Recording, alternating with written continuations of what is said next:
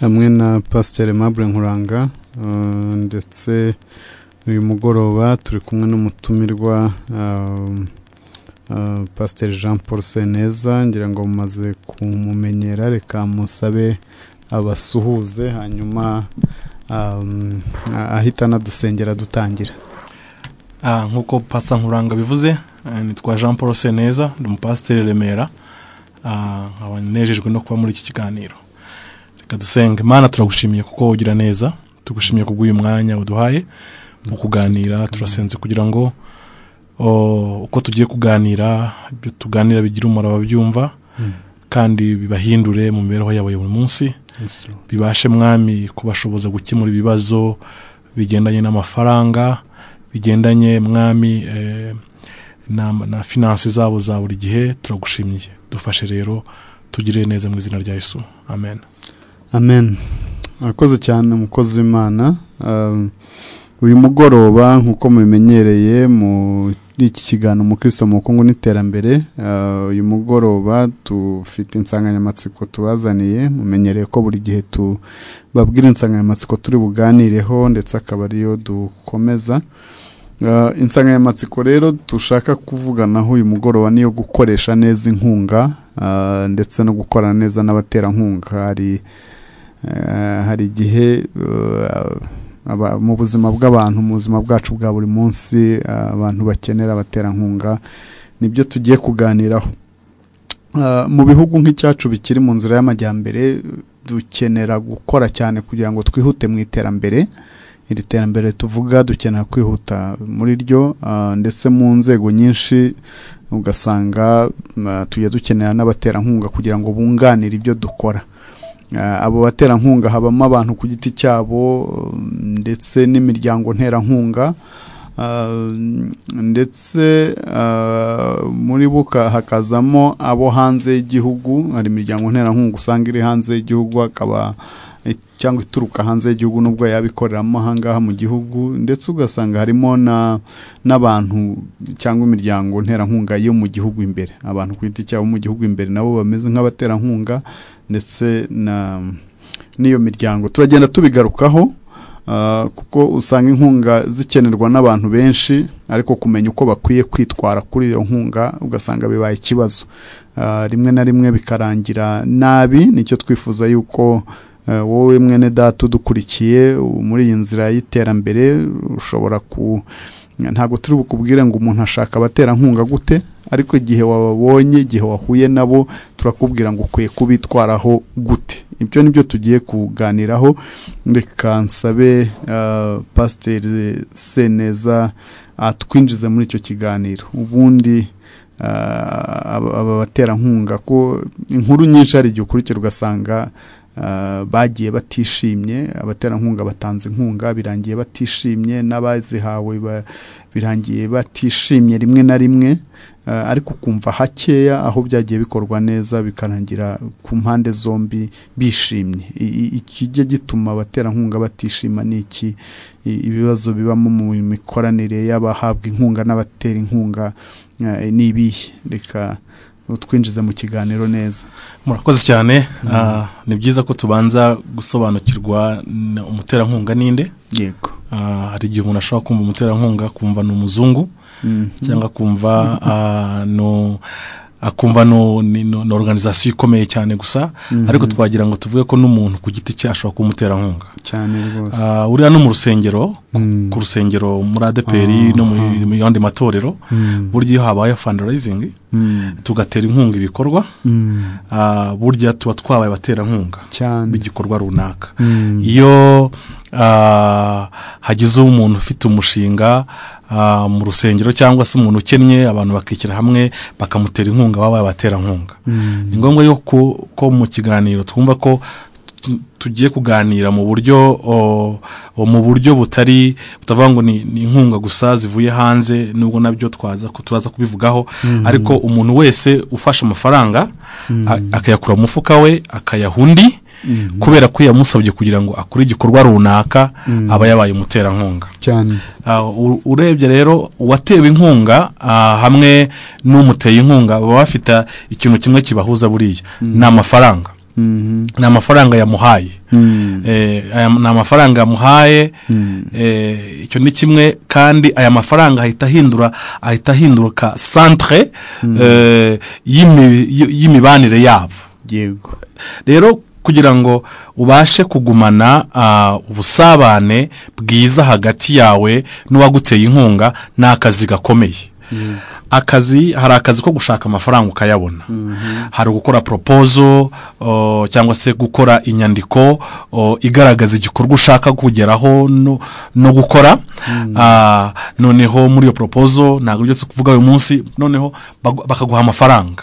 Iyo baguhaye amafaranga rero mu by'ukuri baba bagushyize muri test ikomeye, bagushyize umuterankunga yo guha amafaranga abagushyize mu kizamini gikomeye. Cyo kizamini rero gikomeye nicyo kugira ngo ugumane wa muterankunga. Kuko buryo umuntu aguteye inkunga ni ngombwa ko ugomba kumugumana. Yego. Kuko iyo umubuze iyo ubuze umuterankunga aguteye inkunga uba utakaje ikintu gikomeye. Kuko wa muterankunga abasha kuganira n'abandi ko bagira burya abakire baramenyana. Iyo babanze abantu bagira amafaranga baramenyana kandi baraganira. Yego. Rero hari igihe nko ku rusengero usanga nka pasiteri akagira nk'igikorwa ashaka gukora agasaba ko abantu bamutera inkunga cyangwa abanyetorero. Iyo ya mafaranga utayakoresheje icyo bayaguhereye bo ubwabo burongera bagakora irindi tsinda ryo kutongera kuguha amafaranga. Si umwe gusa wayatanze wenda ubwa mbere agasanga igikorwa kitakoze, ahubwo baranaganira n'abandi bose bashoboraga kuyatanga cyane. Niyo mpamvu rero muri kino kiganiro ni ngombwa ko abantu bamenya ko nta muterankunga waguha amafaranga atabanjije nta muterankunga waguha amafaranga atabanjije kubaza background yawe. Uyu muntu ameze ati, kuko iyo umuntu agiye gutanga amafaranga abanza kumenya uwo agiye kuyaha ni muntu ki. Yego. Institution agiye kuyiha ni institution yihe. Ikoriti structure yayo cyangwa se ibigendanye n'ubuyobozi bwayo bumeze buti.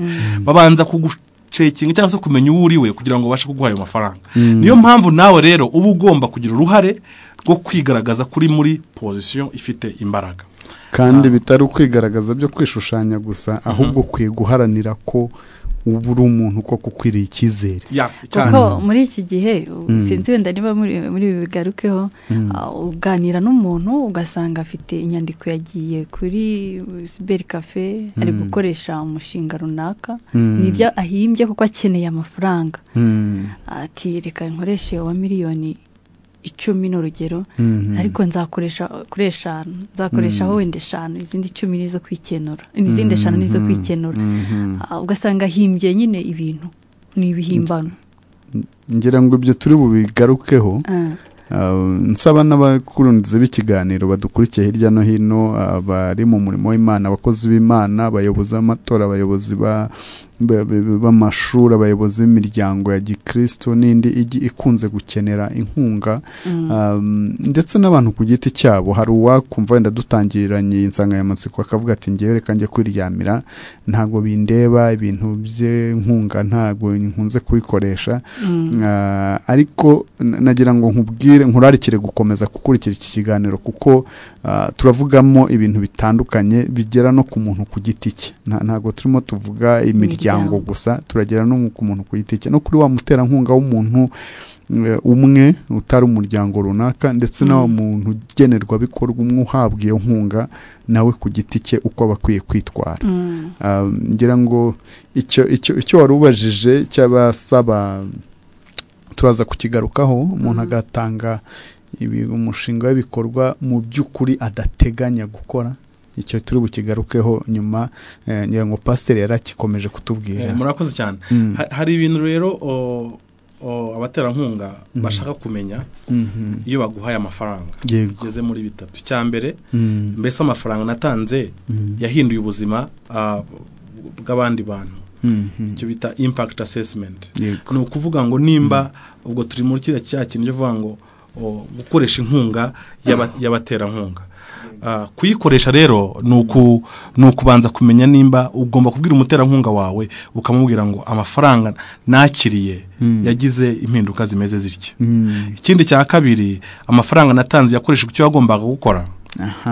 Iki nacyo ko burya iyo hari restricted fund, hari amafaranga baguha ariko akaba agomba gukora icyo ngicyo bayaguhereye. Yego, amakosa arakunze gukorwa kandi yaba ari organisation, yaba ari umuntu ku giti cye, ni igihe watse umuntu amafaranga kugira ngo yakoreshe ikintu runaka, mwavuganye mwumvikanye, warangiza ntuyakoresha icyo kintu, ukajya kuyakoresha ikindi. No mu muryango bibaho, ugaha umuntu amafaranga uwo mwashakanye, aho kugira ngo abe yayakoresha cya kindi mwavuganye, ugasanga yakoresheje ikindi.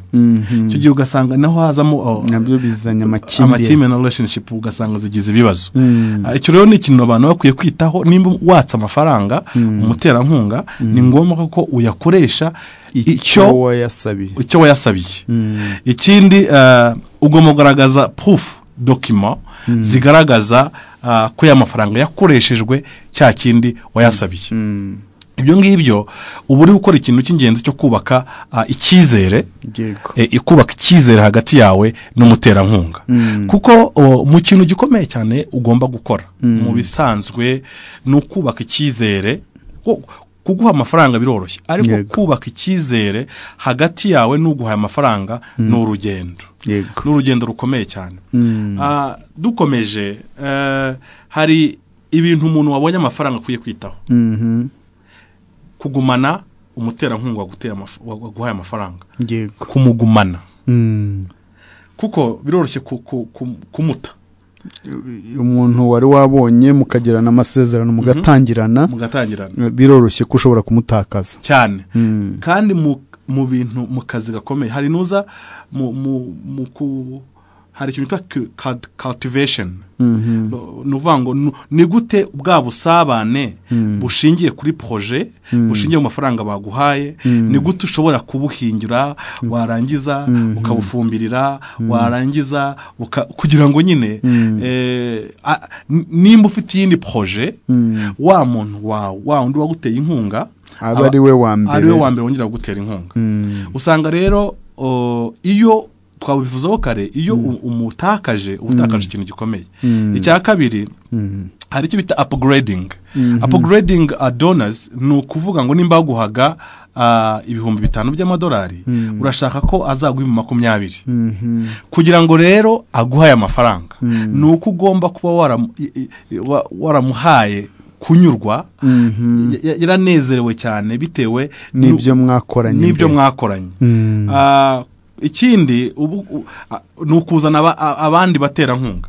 Kandi buriya nta umuterankunga azanwa n'undi. Buriya muri institution nta muntu ushobora kuvuga ngo mfite umuterankunga umwe, nako benshi usanga umwe agenda abwira undi. Kavuga ira organisation yizewe. Nimba warakoranye na USAID cyangwa se nimba warakoranye ugasanga babwiye abandi iti bari abantu iyo mwemeranijwe ibintu niko babikora, kandi bakaba ari inyangamugayo cyane. Ugasanga rero ibi bintu bitatu ni ukugumana abo ufite. Icya kabiri, kandi abo ufite bakaba bakongera inkunga bitewe n'icyizere wubatse. Ikindi cya gatatu, bakaba kuzana abandi baterankunga mu mishinga yawe. Nta muntu wakunda no guhabwa n'amafaranga n'umuntu umwe. Uba ushaka ko ugira abantu benshi baguha amafaranga. Ariko ni ngombwa ko wita kuri izi nshingano 3 zo kugumana wa muntu waguhaye amafaranga yo gukora igikorwa runaka. Muracyafite ubusabane cyangwa murahura ukamuhunga. Akenshi n'abashyashya iyo baje, abaterankunga bashyashya babanza kureba ngo abo mwakoranye mbere byagenze bite, bakakubaza, ndetse bakaba banababaza udahari cyane, bakagira hari ikintu bigeze kuvuga hejuru, wenda tutarakomeza, ikintu cyo kuvuga ngo amafaranga nasabye mbese nayakoresheje icyo nayasabiye, cyangwa umuterankunga akibaza ati amafaranga natanze uriya muntu nafashije yayakoresheje icyo nayamuhereye. hari inkuru mperuka kubona kuri social media no kwitangaho nk'urugero kugira ngo wenda utwumva agire byumve ntago ari muri aba baterankunga b'abazungu n'iki ne abaterankunga b'abanyarwanda n'umuntu muri ibi by'ibiza inzu ye yari yahirimye igihande kimwe ihirimye ashaka abanyamakuru bo kuri social media igitangazamakuru cya gikristo cyo kuri social media bajyayo barayifirima bamufasha kubwira abagikurikira hirya no hino ko uwabishobora yamutera inkunga abantu barabibona harimo n'ubuhamya bw'urwo rugo rwahuye n'izo nsanganya abantu barabibona ariko batangira kwegeranya ubushobozi amafaranga araza amafaranga hageze icyanshimishije kuri iyo ntuza nuko bakurikiyeho yanzu imaze gusanwa bongeye kujyayo bakora interview barayimurika babajije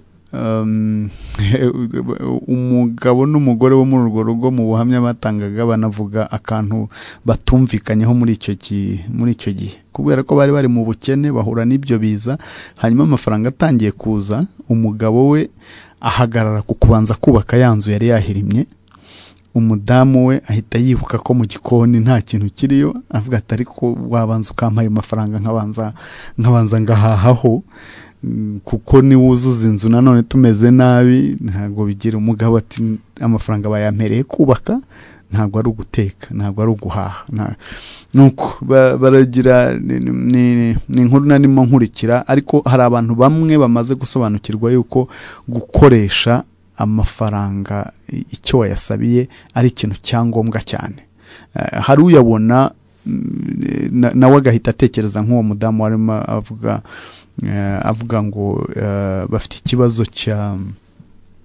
ikibazo cy'ibyo kurya kandi bishobora kumvikana ariko wayatanze ntago yatabaraga ku kibazo cy'inzara yatabaraga ku kibazo cy'inzu nibaza ko abantu badukurikiye bakwiye iri hame ryo gukoresha inkunga icyo wayisabiye bakwiye kuryumva bakaryitaho kubera ko akenshi ni kimwe mu bitesha credibility cyangwa mu bitesha icyizere umuntu watewe inkunga yaba umuntu ku giti cye cyangwa yaba organisation yaba umushinga runaka iyo amafaranga uyahawe ukayajyana mu bindi kuko akenshi umuntu agera igihe cyo gukenera inkunga afite ibibazo bitandukanye ikibazo yatanze mu mushinga ntabwo aba ari cyo cyonyine afite niba rero wahisemo ikibazo runaka akaba ari cyo utanga niba tuvuge wahisemo ikibazo niba ufite nk'ishuri ugahitamo ikibazo cyo kuvuga ngo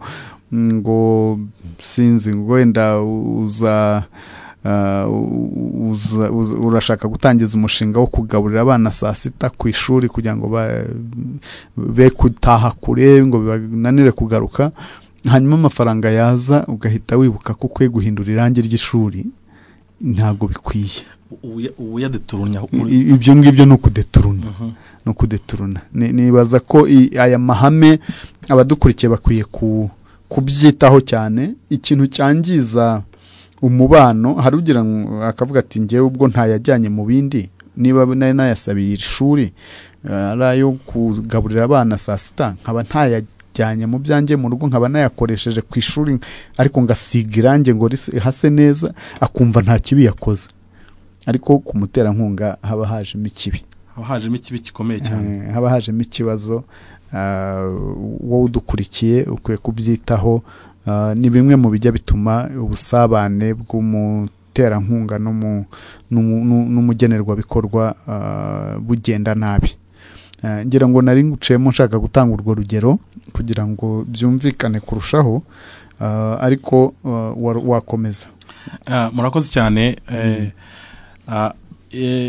aya mahame uko tumaze kuyaganira cyangwa turimo tuyaganiraho ni ibintu bikwiye kugenga n'ubuzima bw'umuntu ku giti cye kuko mbega amafaranga wakiriye agomba gukoreshwa icyo wayakiriye iyo bitagenze gutyo bwa busabane uba ubukuye kandi hari abahanga bavuze ko muri asset ya mbere hagati ya n'umuterankunga ni relationship ni bwa busabane yego kuko iyo ufitanye n'ubusabane n'umuntu niyo mpamvu abantu bazi gushaka amafaranga babanza kubaka ubusabane kuruta kubaka ikindi kintu cyari cyo cyose yego relationship yego no muri business mu buryo busanzwe cyangwa se mu mibanire yabo ni ngombwa ko ugomba kubanza kubaka ubusabane n'abantu mbere y'uko bashakamo amafaranga yego rero iyo bwa busabane ubwangije umenya ko n'ikibazo kigendanye n'inkunga kiba kivuyeho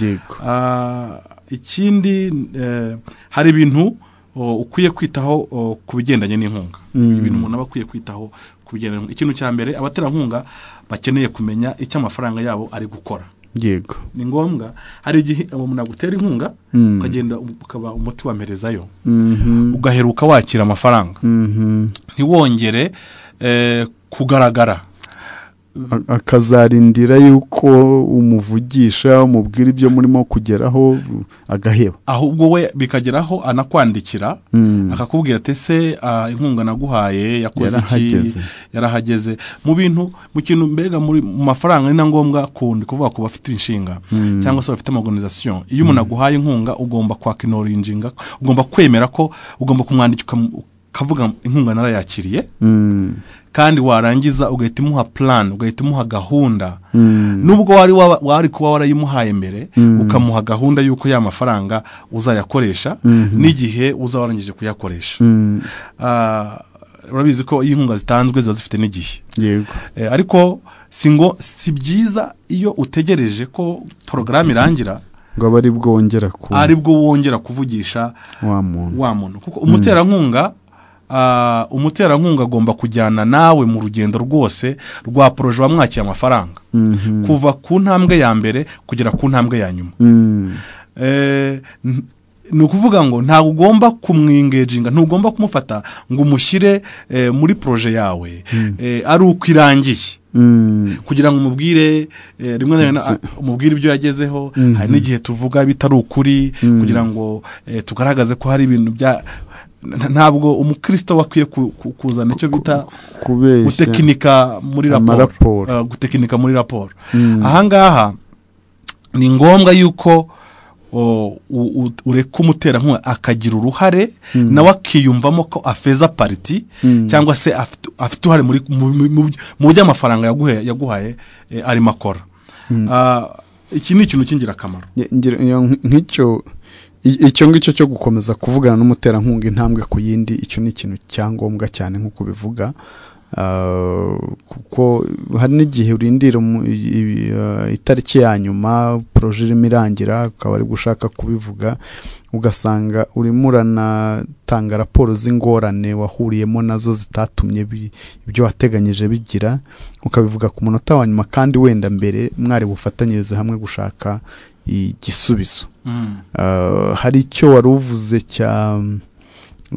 cyo gutekinika amaraporo sinzi niba twahita tukinjiramo aka kanya ariko nacyo ni ikintu abantu bakunze gukora ku baterankunga umuntu akaba afite ibibazo bimwe twavugaga ibibazo byinshi amafaranga barayamuhaye ayakoresheje ayasanganyije mu bibazo byinshi ntayashyire kuri cya kindi yagize yajya gutanga raporo noneho akashaka raporo iri bujyane iri bunyura amatwi y'uwamuhaye iri bumushimishe ariko itajyanye n'ukuri hari igihe ugira icyo ukabyumva no mu bantu b'Imana no mu bantu bakijijwe ibyo bintu ni ikibazo sinzi ngira ngo wenda byo gutekinika dushobora kuza kubigarukaho nyuma wari ukitubwira ibintu umuntu akwiye kwitaho ikindi ukwiye kwitaho ni communication cyangwa se gutanga ubutumwa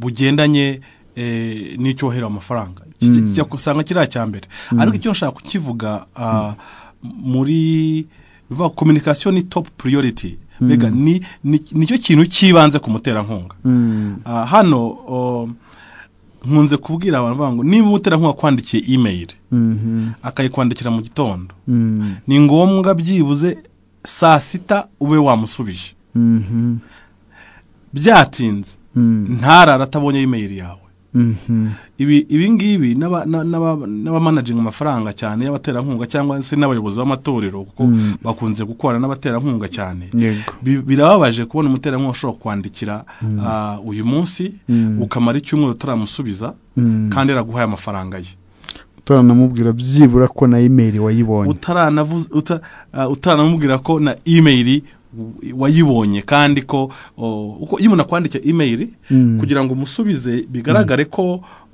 wumvise icyo yagusabye ugomba gukora icyo bita guparafraza cyangwa se kongera gusubiramo muri ya magambo yakubwiye ibyo yavuze kandi warangiza ukamubwira ko nubwo udafite igisubizo uza kugishakana n'abandi mukorana ariko ukabanza ukabimubwira usanga icyo ari ikintu gikomeye cyane cya communication hari abantu njyewe nzi cyangwa se hari ibintu bitewe n'akazi nagiye umuntu agenda anyuramo usanga umuterankunga ashobora kwima amafaranga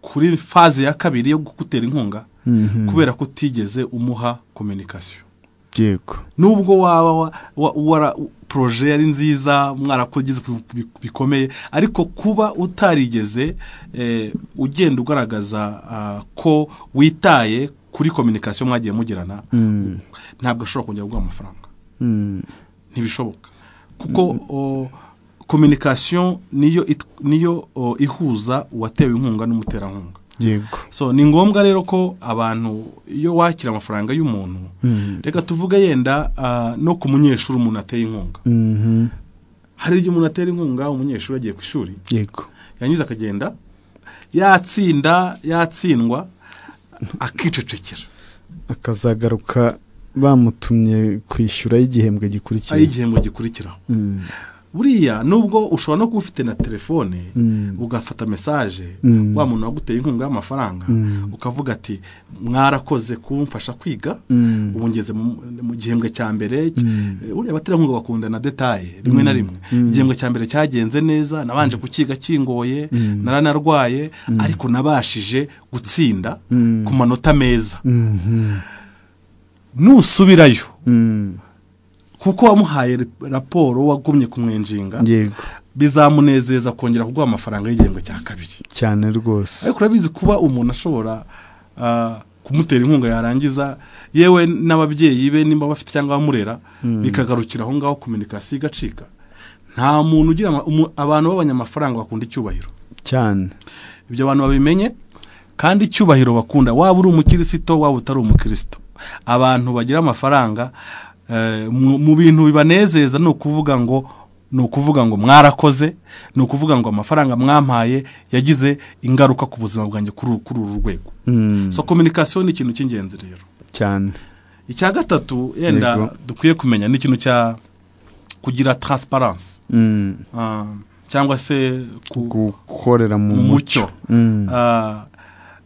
twabivuze ruguru ni uko iyo umuntu aguhaye inkunga aba ashaka kumenya politike zawe zerekana ko uri umuntu uri transparent mbega uri umuntu ugira ukorera mu mucyo ko nta muntu ushobora kuguha amafaranga azi ko systeme zawe z'imyubakire arabanza kubaza ese nimba aguha amafaranga nka organisation ufite board ufite inama y'ubutegetsi cyangwa se ufite politike y'imicungire y'amafaranga ese ufite politike y'itanga ry'amasoko ibyo bintu byose ibyo ni ibintu byose ni ibintu bituma umuterankunga avuga ngo uyu muntu ntabwo ari we wenyine uzakora decision ku mafaranga ngiye kumuha ibyo rero ugasanga bituma umudona atanga amafaranga mu buryo bworoshye kubera ko wamaze kumwereka ko ufite nuza ya transparent nako ufite ahantu ukorera ibintu kandi bikabera mu mucyo cyane ikindi iyo mu kubabwira ibyo inkunga yakoreshejwe mu buryo buciye mu mucyo bituma bumva bagize icyizere cy'uko n'amafaranga yandi bazaguha kuko umuterankunga nabonye nta muterankunga utanya n'amafaranga menshi banza kuguha make yego nabonye bose ariko bameze ni nko gushaka kugerageza mbere ngo barebe tumugerageze tumuhe amafaranga make kandi hari principe ivuga ngo ukiranutse muri bikeya azabashwa no gukiranuka muri byinshi. Ni ukuvuga ngo ubashije gukiranuka muri bike nuko no gukiranuka muri byinshi bishoboka. Hari igitabo ariko baragifite cyitwa Money and the African Friends. Ndakizi. Urakizi. Hari ino zivuga ngo iyo uhaye umunyafrika amafaranga ngo ujye kukuzanira ikintu akakikuzanira ngo ujye umubwira akugarurire eshanje kuko n'utayimubwira ntayazaguha.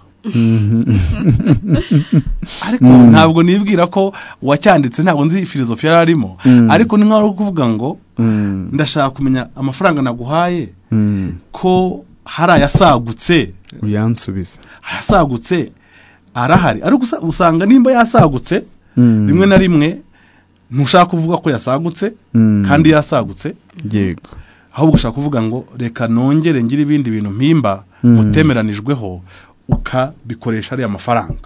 Iyo wibeshye rero gukoresha amafaranga wahimbye cyangwa se washatse ikindi kintu yakoresha kuko kugira ngo uyamare mutaracyumvikanye n'umuterankunga, icyo gihe nabyo bihita byica icyizere n'umubano mwari mufitanye, wari ufitanye na wa muntu. Icyakane nuko ugomba kumenya ko umuterankunga uteye inkunga naye ni umuntu wishima, umuntu uguha amafaranga ni umuntu wishima, ni umuntu unezerwa, ni umuntu ugira ibirori, ariko ni umuntu ugira imibabaro.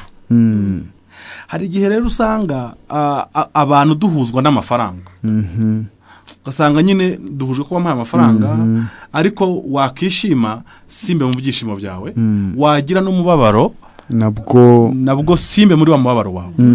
Ibi ni ibintu abantu bakwiye kumenya ko uburyo bwo kugira ngo bashe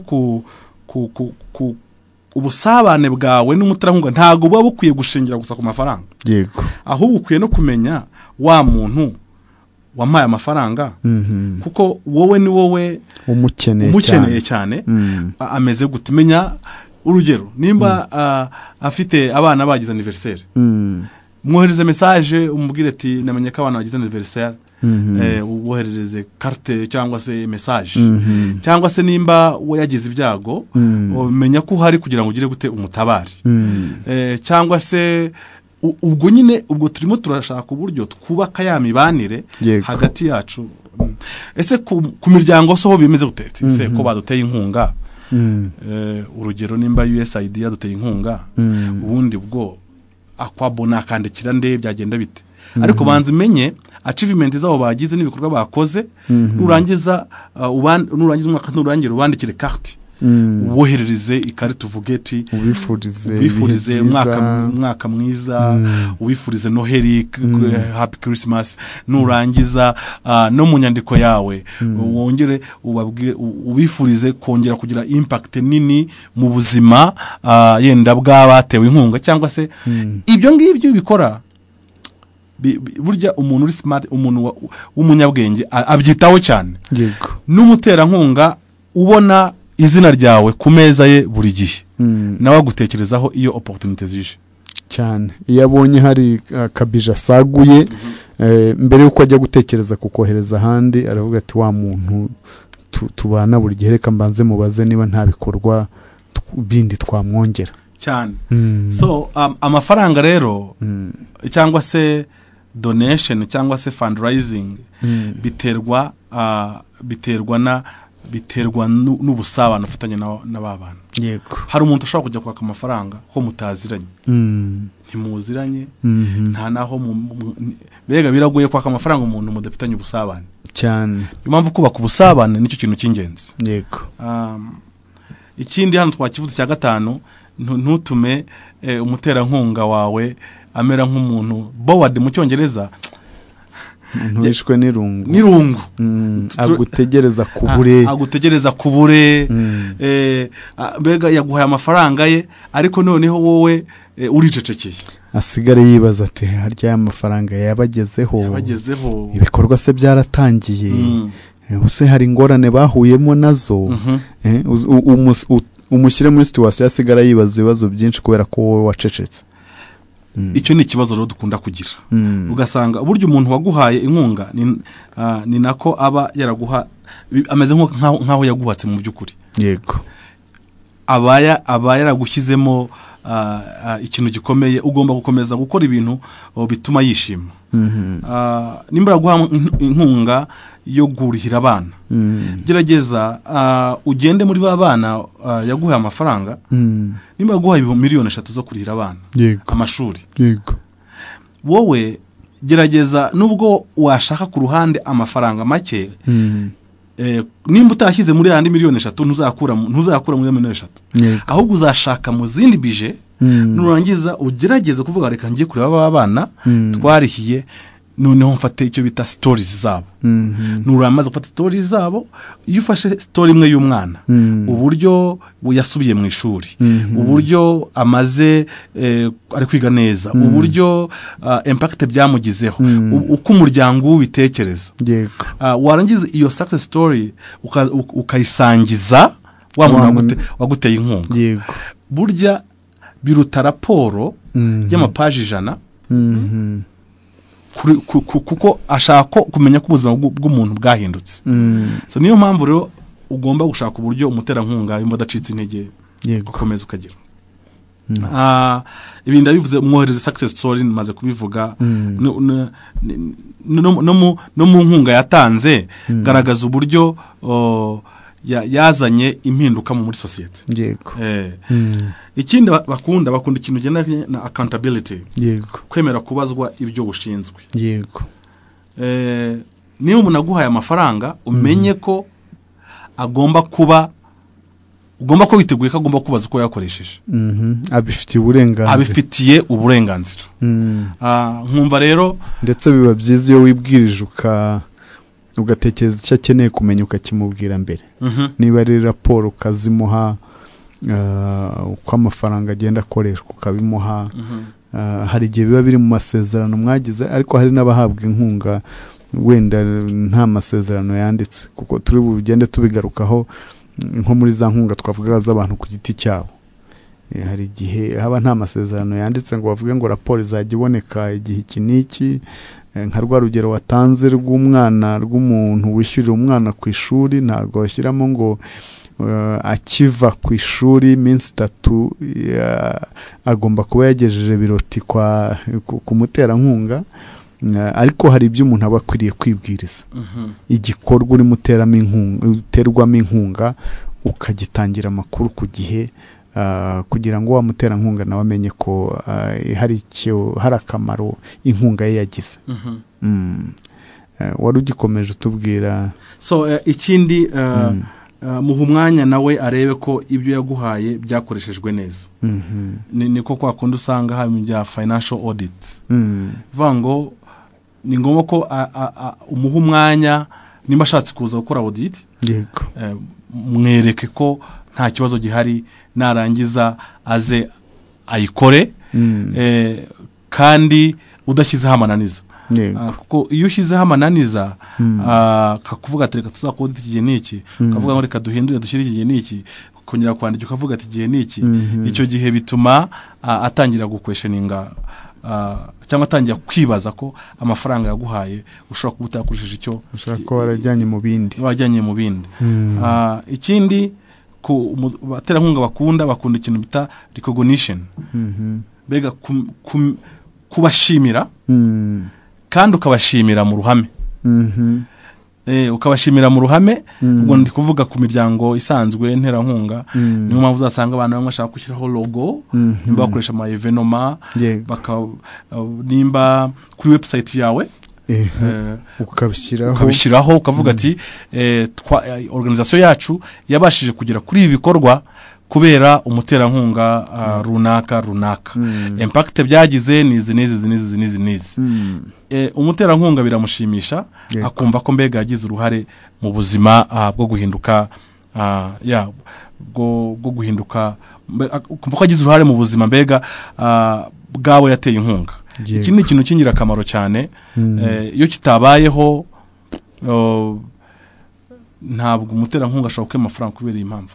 Yego, urakoze cyane. Ngira ngo turagenda tugarukaho hari cya kibazo mushiki wacu yigeze kubaza tugitangira, avuga ati umuntu ugenda gukora umushinga runaka ashaka gushyira imbere y'abaterankunga, akavuga ati ndashaka gutunganya studio wenda ya Life Radio, tuvuge urugero ahangaha twicaye, akavuga ati mfite umushinga wo kuyagura kugira ngo nyigire neza kurushaho, ibashe kugeza amajwi kure n'ibindi, akavuga ati bizatwara wenda miliyoni 50, ariko mu by'ukuri abizi ko ari umushinga uzamutwara wenda 20 cyangwa 30, izindi zisagutse akazikoresha ikindi kintu, akaziguramo imodoka wenda itari iri muri ya ntuzi, itanditse muri wa mushinga. Uwo muntu we wamugira nama ki abantu batekereza gutyo? Icyambere cyo amenye ko abigendeje gutyo, amenye ko igihe kizagera ntazongere kubona inkunga. Yego, hari imiryango igeraho kubera ko yagize imikorere imeze gutyo, igahita isafaringa cyangwa se ugasanga nta muntu ushaka kwitera inkunga. Ubwo ibyo wabonye nibyo wabikoresheje gutyo, ariko umenye ko igihe kizagera umuntu agafatira ibyemezo by'abaterankunga. Ikindi kandi ntabwo ababaye igisonga cyiza, ntababaye igisonga cyiza, kuko igisonga cyiza kigomba kugenzura neza ibyo cyagize gute, ibyo cyahawe. Nk'abakristo ni byiza ko nimba duhawe amafaranga agomba gukoreshwa icyo yakiwe uko kiri. Yego, nimba ubona ko hari gukora projet ugasanga amafaranga agomba gutwara projet, agomba kugenda kuri projet, ugasanga abaye make kandi wari waratse menshi. Yego, ni ngombwa kugira uba umuntu ugomba kumotiva ukavuga impamvu yabaye make ni iyihe. Iyo nshobora gusanga ukavuga ati twari tuzi ko tuzagura bino bintu ku giciro kimaze gutya, ariko ibiciro twasanze byaragabanutse, cyangwa se twasanze impamvu niyi ituma amafaranga dusagura amafaranga. Bwira wa muntu uguha amafaranga impamvu bimeze gutyo, nurangiza mu propose niba aya mafaranga yakoreshwa iki gikorwa kindi wifuza gukora. Kuko nimba umuntu yaguha amafaranga kubaka studio, noneho ukayubaka ku mafaranga makeya, n'ubwo kumudona nabwo bigira ikindi kibazo, kuki yanyatse amafaranga menshi akaba akoresheje make.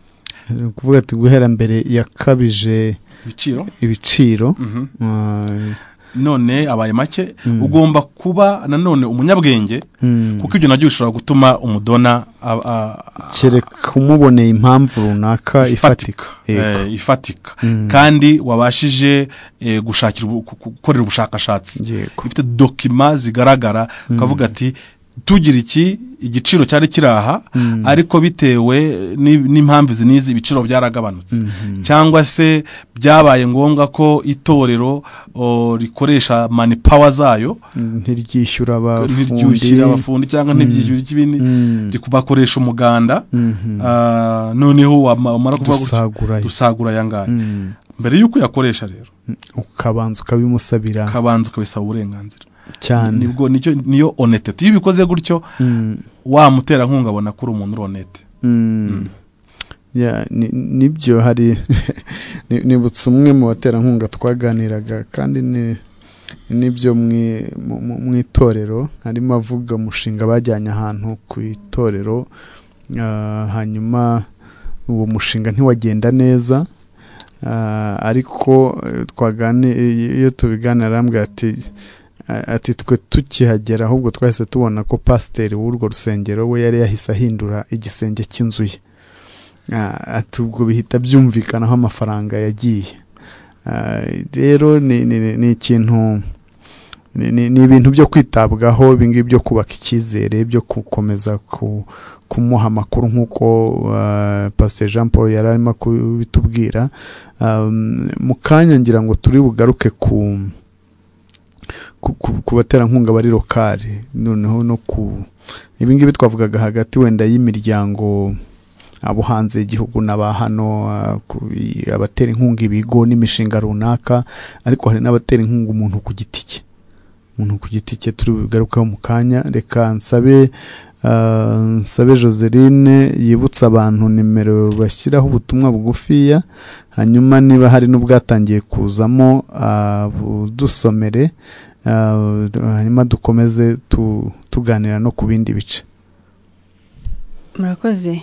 Umurongo mushobora gutwerezaho ubutumwa bugufi ni 0788 53 38 68 07 53 38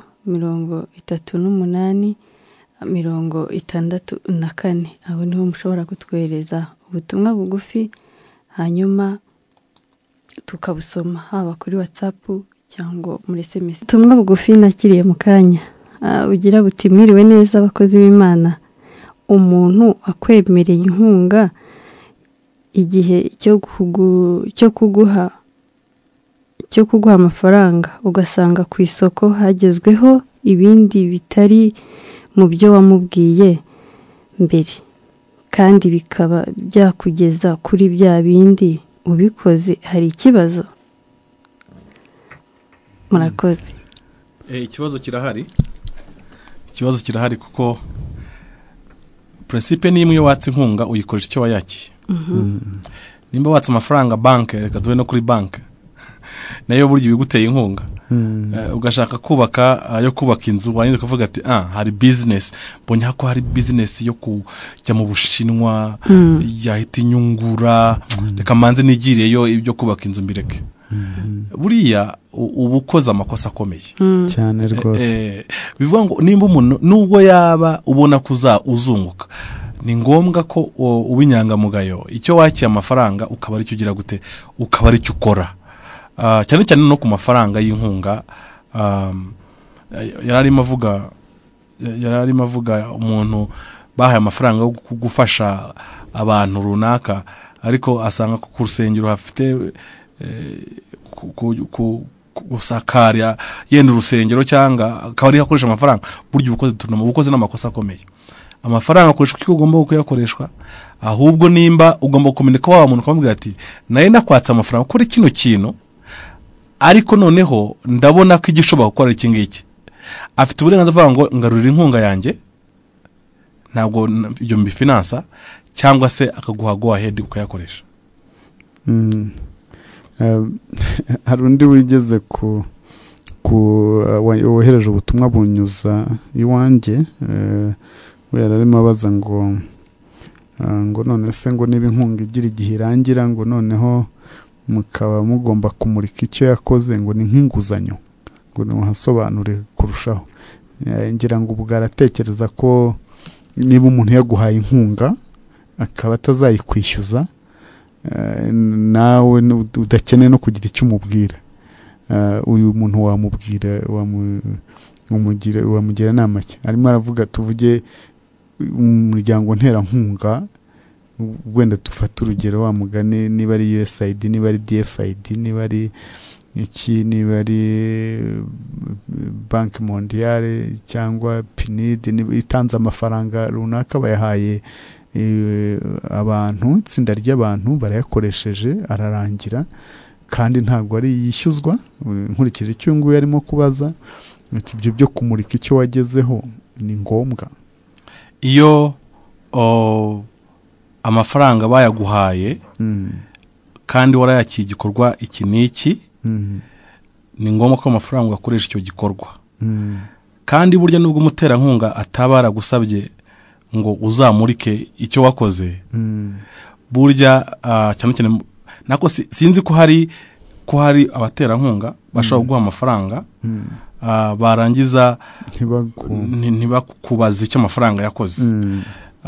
Biragoye cyane, kereka ari gift baguha ya donation isanzwe idafite andi mategeko, iyo ushobora gutekereza icyo wayikoresha uko ushaka ariko iyo baguhaye amafaranga y'umushinga runaka ugomba byanze bikunze kuyakoresha cya kindi kandi warangiza ugatanga accountability y'icyo wayakoresheje. Ibyo rero hano mwibuke yuko turimo dushaka ko bakomeza kuguha amafaranga. Yego. Kuko nimba watanze wakoze proposal bakaguha amafaranga byanze bikunze birashoboka ko bashobora kongera andi. Kuko ntukwiye kugira umuterankunga umwaka umwe ukwiye kugira umuterankunga igihe kinini cyane. Kugira ngo mugire igihe kinini nuko byanze bikunze ugomba kumubwira icyo amafaranga yakoze nuko yakoresheje. Yego ababaye umufatanyabikorwa ugomba kugira iyo umugumanye ukajya umubwira ukajya umuha amakuru ukajya umwereka ko ibyo mwavuganye ari byo wakurikije ukareka amagenzura agakorwa ukamwereka buri kintu cyose amahirwe yo gukomezanya nawe aba ari menshi cyane. Hari undi wagize ati Yesu ashimwe bakozi b'Imana mufite ihishurirwa rikomeye ndabakurikira cyane naho ntavuga mba nabakurikiye igihe cyose muvuga ku byanjye gusa ku bijyanye n'inkunga no kuyikoresha icyo wateguye bimfunguye mu mutwe cyane kuko hari igihe nahawe inkunga yo gucuruza ariko nyishyura inzu n'ubu ndacyari mu ngaruka zabyo. Maze imyaka 6 noneho yakomeje agira ati ikibazo iyo nkunga muvuga itandukaniye he na credit? Ese uguhaye credit abaguhaye inkunga? Ndi Marie Claire murakoze.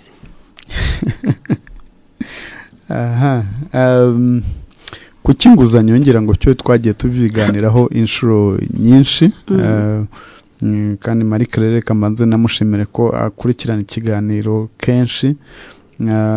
Iby'inguzanyo twagiye tubivuganaho inshuro nyinshi. Inguzanyo ntago ari inkunga. Inguzanyo ni amafaranga uhawe y'abandi ugomba gusubiza ndetse ukanayasubiza wongeyeho ikiguzi cyayo niyo bita interest cyangwa inyungu wishyura kuri ya nguzanyo.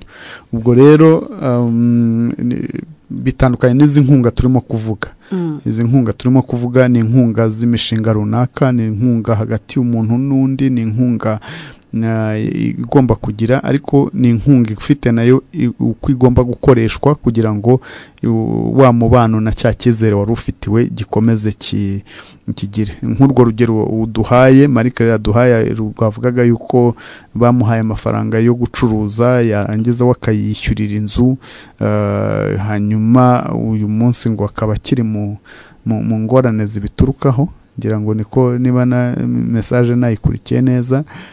Nk'urwo n'urugero rwerekana nyine ko kuba warakoresheje icyo utagomba gukoresha n'uwari wayiguhaye ntago wamusubira imbere, ahita agira agateba gushyiramo, aragukarasa, aravuga turiya muntu akwita amazina kandi kuko ni uba wabyiteye.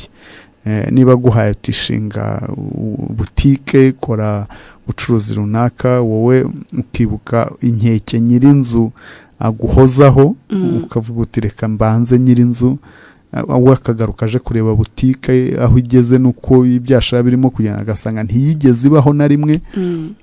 Nta kintu wa kongera kubona icyo muvugana biba bigoye.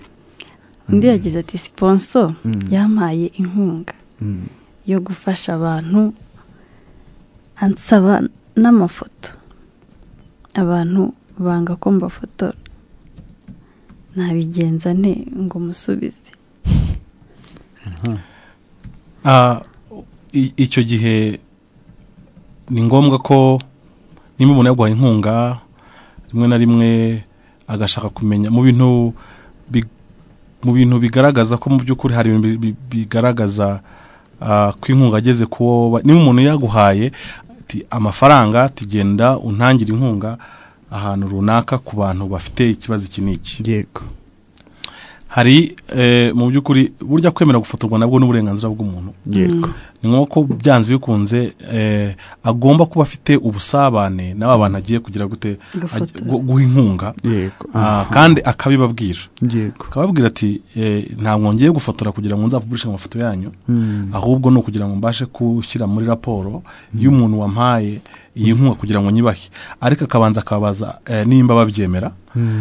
Icyo gihe iyo batabyemeye abishyira muri raporo muri nuza, akandikira wa undi wamuhaye amafaranga akavuga ati rero nagerageje kwaka uburenganzira abo nahaye inkunga kugira ngo mafotore, ntibagira gute, ntibabyemera.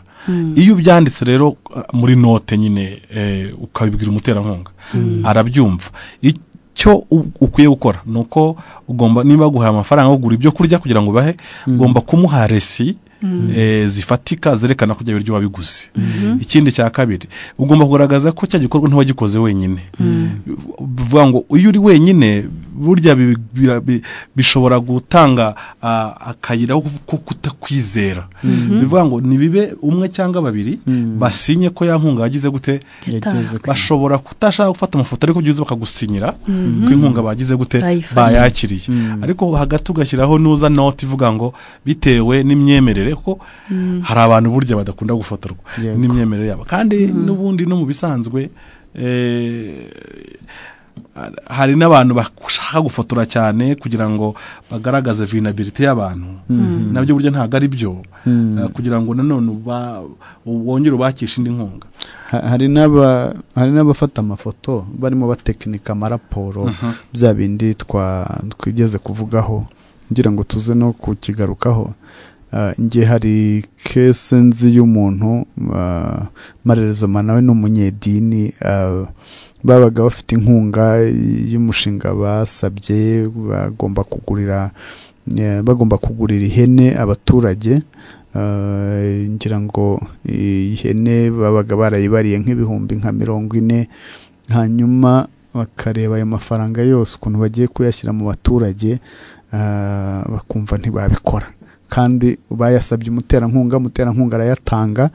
Hanyuma batumaho mu karere bari baratanze, batumaho umuntu anyuramo areba abaturage, aravuga ngo ufite ihene nk'ebyiri azizane ku kibuga cya runaka ahantu bavuganye, ati umuntu wese ufite nk'ihene nk'ebyiri aza zitwaye ku kibuga runaka, tuhahurire, buri muntu tuzajya tumuha 5 ku ihene ye, hanyuma tubafotore bigendere.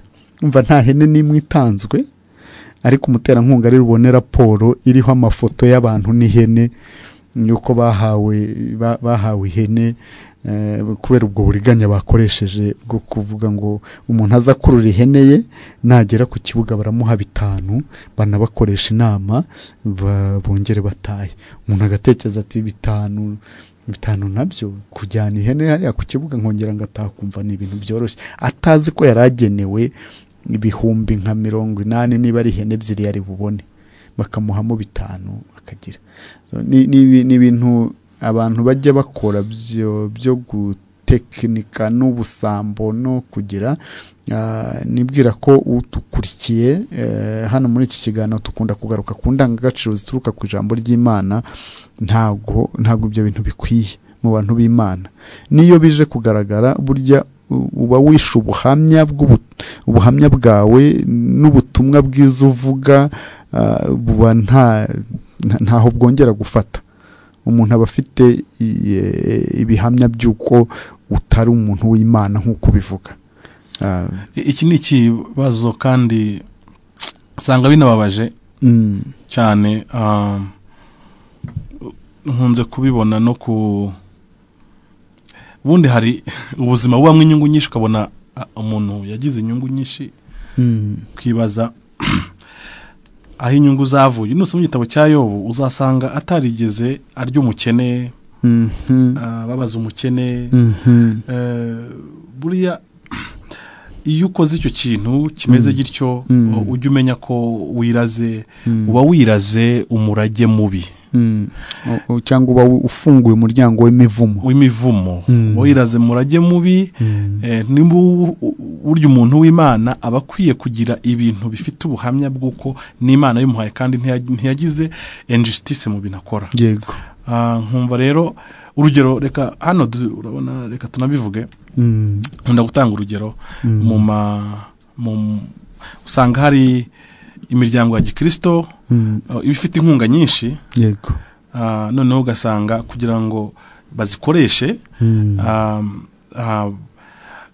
umugenerwabikorwa wagomba kugurirwa, yenda tuvuge ku bana mu miryango imwe n'imwe amakompasi za division bagomba kugura inkweto y'ibihumbi 3 nako ibihumbi 10. Inkweto y'ibihumbi 10 urabizi ko nawe nziza. Yego.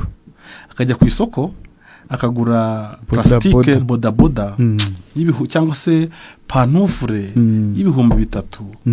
Wa mwana azagenda akambara amezi 3, hanyuma agatanga raporo y'ibihumbi 10. Kubera ko nyine harimo ya za systeme zivuga ngo batanze amasoko, ariko ugasanga ya nkweto y'ibihumbi 10 umwana yambaye inkweto ifite agaciro k'ibihumbi 3 cyangwa 2. Ibintu rero ngewe mbona ko ari detournoma ni detournoma ikomeye cyane. Nkavuga rero n'abatwumva bari hano bafite imishinga nk'iyo ngiyo, nimba umwana ageneye urukweto rw'ibihumbi 10, byibuze gerageza ujye ku isoko umuhurwa umuntu, yenda kuko wakoresha isoko nawe ukeneye inyungu muri, ariko byibuze ntabwo umuntu yaba ageneye urukweto rw'ibihumbi 10 ngo nurangize umuhuru urukweto rw'ibihumbi 2. Yego.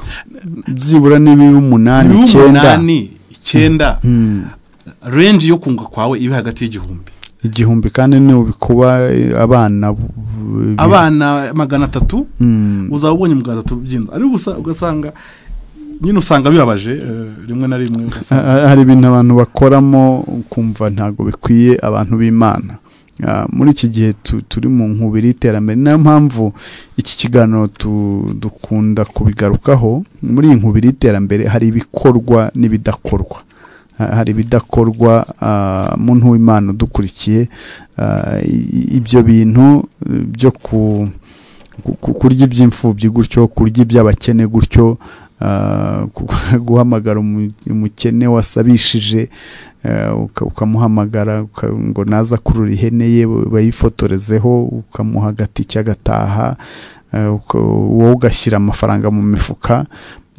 Umenye ko wenda inzego zishinzwe gukurikirana abanyabyaha nkawe hano ku isi zishobora kutabibona, na wa muterankunga ashobora kutabimenya, akabona ya mafoto akagushima, ariko umenye ko mu ijuru hari Imana idahishwa, umenye ko mu ijuru hari Imana ireba byose, umenye ko hari umunsi ibyo bintu ushobora kuzahura nabyo imbere y'intebe y'imanza. Ni ibintu bibabaje, ariko ni ibintu bibaho, abantu bakwiye kwitondera rwose. Sinzi niba hari ubundi butumwa bwaje ngo dukomeze tugire, ndetse unibutse abantu nimero za telefone bashobora guhamagaraho kugira ngo dukomeze tujye inama.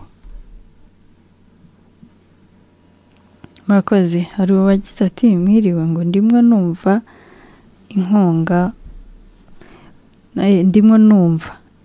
umuntu yatse kandi mugakoresha ijambo rivuga ikosa, iyo ikoreshejwe uburyo itakoreshejwe, ngo ese ikosa ni icyaha? Bitandukanira niba hari ababikoze batyo ubwo babarirwa he? Munsobanurire. Ikosa ni icyaha. Turi gukoresha ikosa. Arimo arumva byoroshye, mbese nko kuvuga ngo ikosa ntawe udakosa, ubwo ni abantu nibakomeza bakikosereza nta kibazo. Ariko icyaha kiba kirimo kuko ububeshye, kandi kubeshya ni icyaha. Bivuga ngo ikosa ryose rizana n'ikinyoma, kandi ikinyoma kije haba hinjiyemo nyine umwuka wo kubeshya. Kandi Bibiliya ikavuga ngo hanze hazaba imbwa n'abarozi n'abakunda kubeshya bakabikora. Iryo jambo rero naryo rirapplicable ku nkunga. bivuga ngo nimba watekinitse ibintu bigendanye n'amafaranga uri umuntu w'Imana ukabeshya ukagera ku rugero mbega byanze bikunze uhise ujya muri ya kategori yo kugwa muri cya cyaha nyine cyo kubeshya. Nimba rero wabeshye byanze bikunze wahise ujya muri kategori y'abanyabyaha. Kandi Kiroma abyahisho birabivuga, hanze hazaba imbwa n'abarozi n'abakunda kubeshya bakabikora. Hanyuma ariko no ku rundi ruhande wenda hari amakosa twagiye tuvuga, wenda utahita wita ibyaha ariko akaba ari amakosa afite ingaruka nini. Dufate nk'urugero twavuze biriya by'uko communication ari ngombwa, gukomeza kuvugana na wa muterankunga wawe, kumuha raporo. Wenda tuve ku byo kubeshya, niba guhaye inkunga ukicecekera ukarucuka rumira, kumuvugisha bigahagarara, ushobora kuba nta cyaha urimo ukora, ariko izindi nkunga zari kuzaturuka aho ngaho kandi zari buzafashe wenda benshi, yaba wowe ku bwawe nk'umugenerwabikorwa cyangwa n'abandi benshi bashamikiye kuri ibyo. Ngira ngo hari tubivugana kare, hari aho uvuze umuntu wanze kujya mu nama yateguwe n'umuterankunga, umuterankunga ahita ahagarika inkunga yashoboraga gutunga imiryango irenga 100. Urumva wenda kutajya mu nama dushobora kubyita ikosa, ntitubyita icyaha, ariko ingaruka zabyo nizigera kuri ba bantu bari bugire bakicwa n'inzara, bashobora abana bakava mu ishuri, washoboraga kwitabira inama kwawe byashoboraga gutuma bakomeza ishuri, bishobora kurenga urwego rw'ikosa bikagira umuntu akabibonamo ku rwego rw'icyaha. Ba bantu urabahemukiye, wenda ntiwabyitayeho kubera ko abana bawe wowe batari buve mu ishuri, ariko ya miryango ikennye yari ifite agasoko kafukutse kabo, yashoboraga kubona uko ishyira abana mu ishuri, igiye kubura uko ibashyira mu ishuri kubera yuko wanze gukora ibyo umuterankunga yagusabaga. Urumva ko ni ibintu bitoroshye. Twavugaga inkunga zo mu miryango nterankunga, ariko tugaruke wenda ku nkunga z'abantu ku giti cyabo.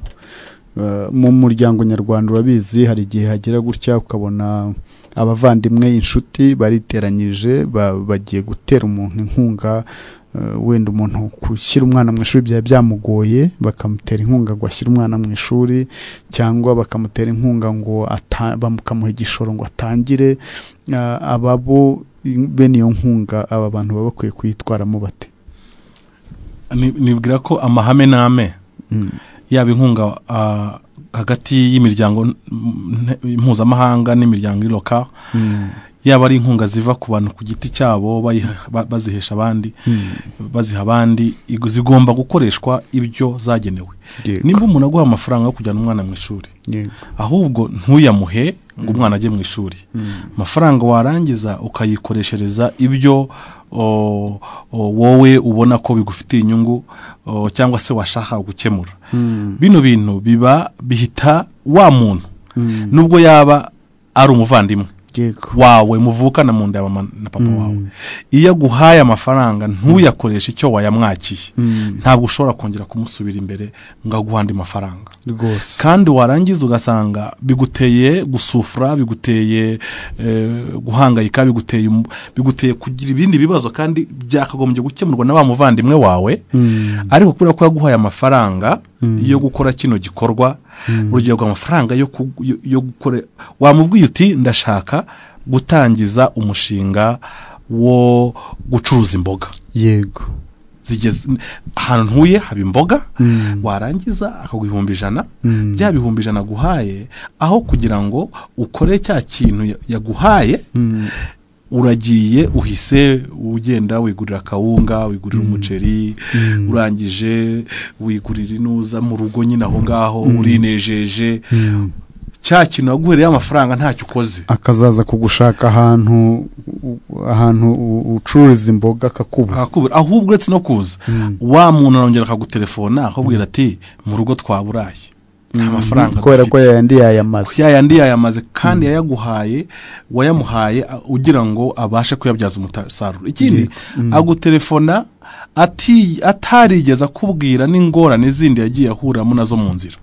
Kuko nubwo ari umuntu ku giti cye afite inshingano, nubwo uri umuvandimwe we, nubwo uri inshuti ye, afite inshingano zo kukubwira ngo warakoze kuri amafaranga wampaye, ubu ngubu nsigaye njya kurangura imboga, bahita ngukira hano hirya ya Ruyenzi, ahantu bajya ku mugomero urenze Bishenyi, ubu ngubu niho nsigaye njya kurangurira, noneho nkabizizana mu mujyi, buri wa gatandatu nsigaye mbasha kunguka ibihumbi 5. Muri bino bihumbi 5 rero jewe n'umuryango wanjye nemeje kwizigamira 1,000, none ibihumbi 4 narangiza tukabiguramo ibyo kurya bisanzwe, kugira none ukamubwira impact. Iyo umubwiye gutyo rero wa muterankunga wawe ahita yumva kagize ishema, akanezerwa, akishima, yarangiza akavuga ati se nakukorera iki ahubwo kugira ngo ibyo bintu byiyongereho gakeya kurushaho. Urumva ugiye mu cyo upgrading the donor, umuvanye ko yaguhaye 50, none hashobora kuguha 150, kuko none abonye ko yankunga yikoresheje neza, ashobora no kuvuga ati reka noneho nkwishyurire ikibanza mu isoko, wenda ni 100 ngahe barimo basaba, akavuga ati wa muntu afite gahunda, ntabwo ari umuntu wo kumbera umutwaro gusa. hari umuntu, ari abantu aho twadutuye hamwe, tugerageza kureba umuntu wari ufite ikibazo, turikora tumuha amafaranga, aragenda, yari umuntu ufite ikibazo, afite ubumuga ariko abasha kuba yagenda, ariko iyo tunyuze aho akorera afite akantu, akabona ko ya mafaranga twamuvuga ati rero buriya amafaranga mwampaye ni ikintu kintu yakoresheje, natsi seta dore ibyo ncuruza, byatumye mu rugo tutakibura isukari y'abana n'igikoma. Iyo muri guhura akubwira gutyo, uhita wumva ufite icyifuzo cyo kubikorera n'undi. Arandi wagize ati mwiriwe bakozi b'Imana, nge icyo mbaza, ese inkunga iguhuza ku nkeke aho usanga ugengwa na nyiri kuyiguha, ese wayemera? Undi nawe tubwiye ikibazo yahuye nacyo, ngo nanjye umunyamahanga yampaye ibiro 300 by'ibiribwa mbijyanye, mbiha abantu 30 no kubafata video, nkayimwoherereza abantu bemera ibiribwa, banga amafoto, byantakarije icyizere,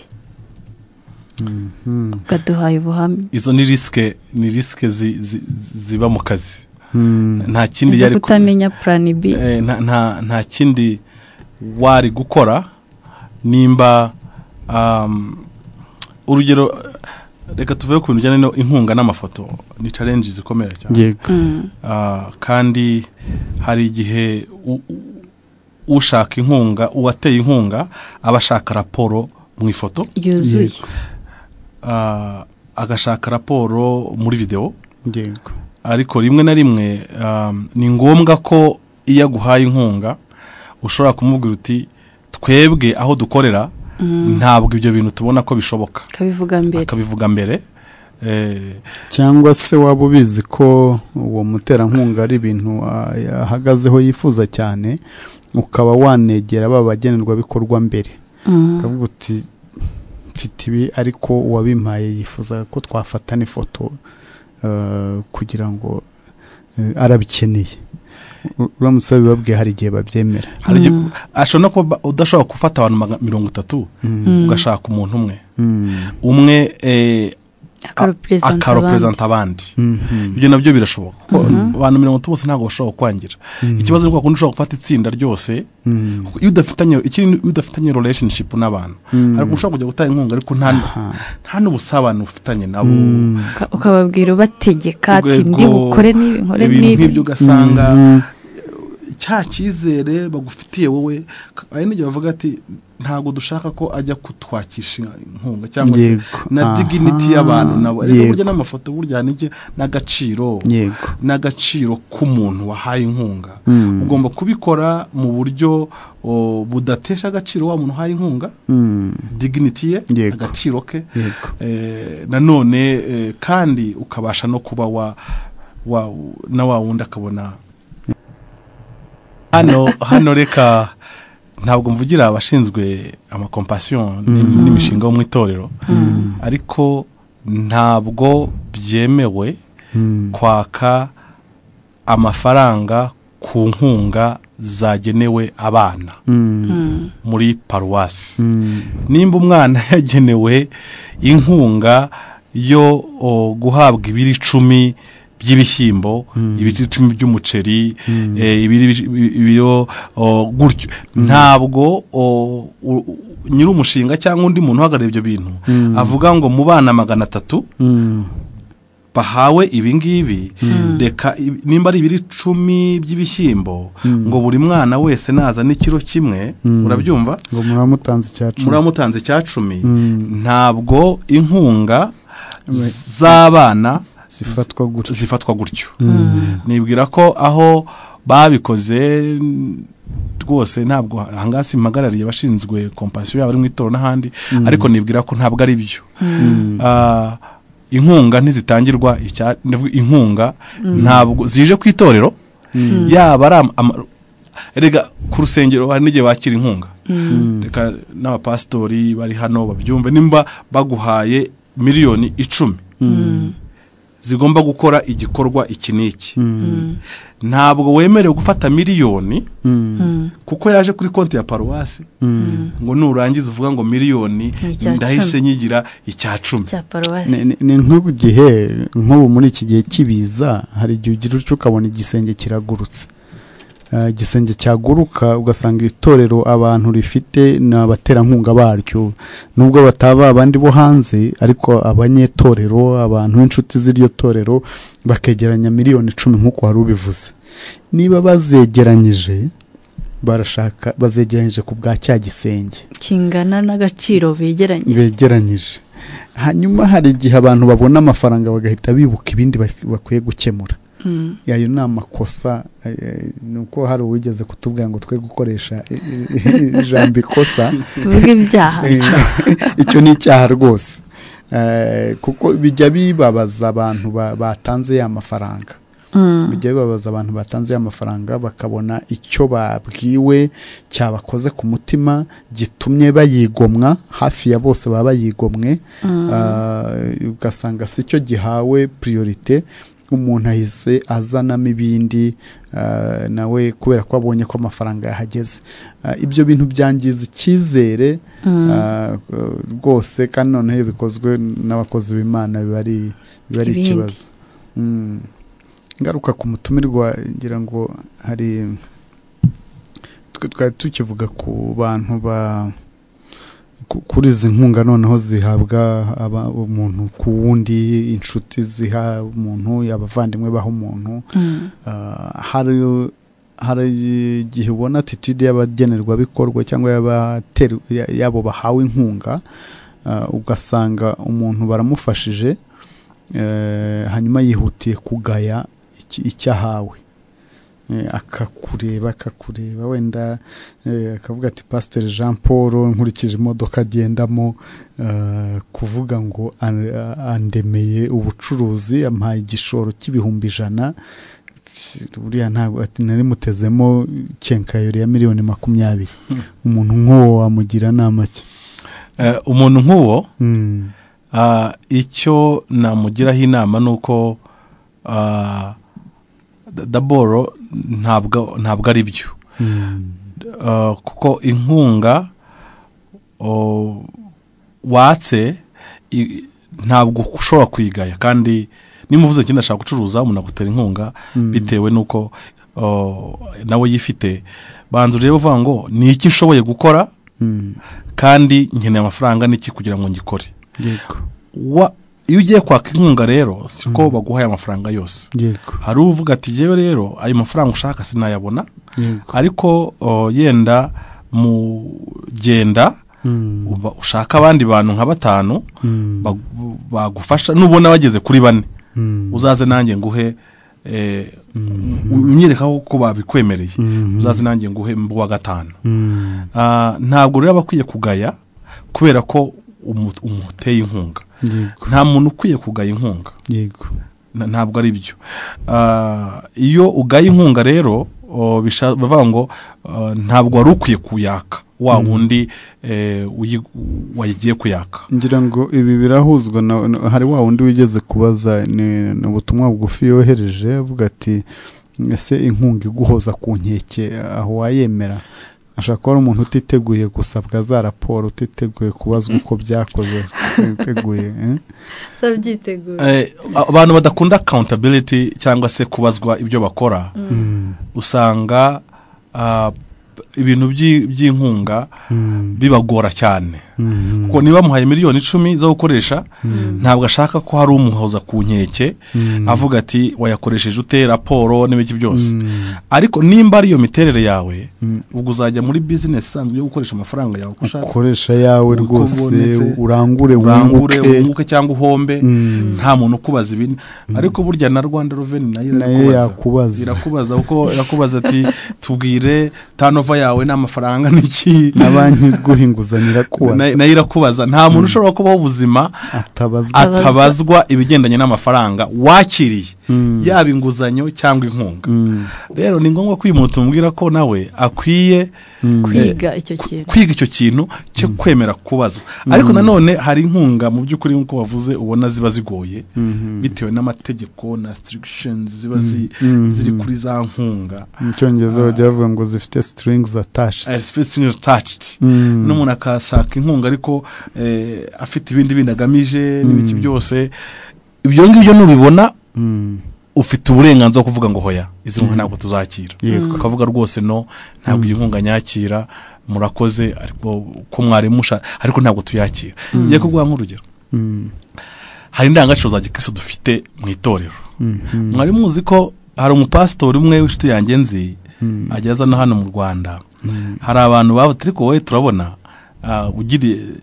ujya ukora fundraising tukabona bikugoye no kubona amafaranga ukoresha amahugurwa n'ibiki ariko twebwe mu itorero ryacu dufite amafaranga menshi ahagije turashaka ko tuguha amafaranga ahagije nk'uko uyashaka ariko turashaka ko ikintu kimwe gusa uharanira uburenganzira bw'abantu babana bahuje ibitsina